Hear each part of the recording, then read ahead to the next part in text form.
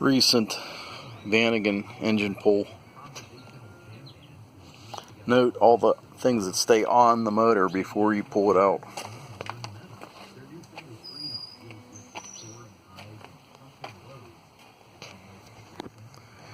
Compressor for the air conditioning stays with the vehicle.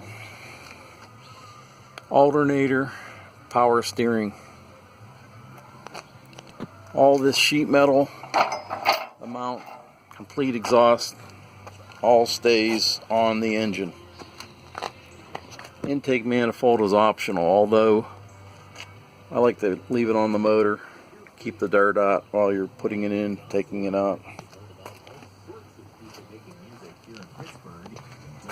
There's how you take the power steering off the engine. These 3 bolts right here. Do not disconnect these lines. Amateurs do this.